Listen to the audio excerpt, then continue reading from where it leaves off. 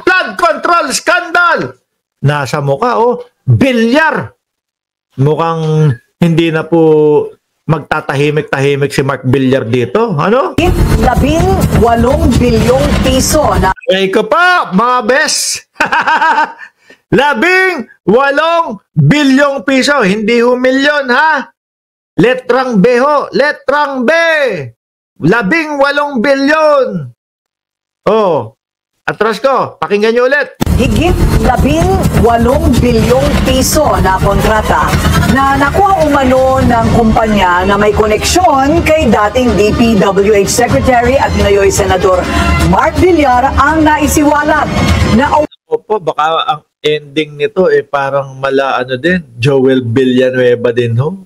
award umano ang bulto ng proyekto kung hindi sa Baluarte nila sa Las Piñas ay sa malaking bahagi naman ng Calabarzon. Narito ang exclusive agenda report ni Joash Malimban. We have to push for more accountability sa mga projects. Dapat dagdagan pa yung mga measures natin para hindi na maulit yung mga substandard projects. August 9. Ayan grabe, si Mark Villar pa ho ang nangunguna magsalita, Kailangan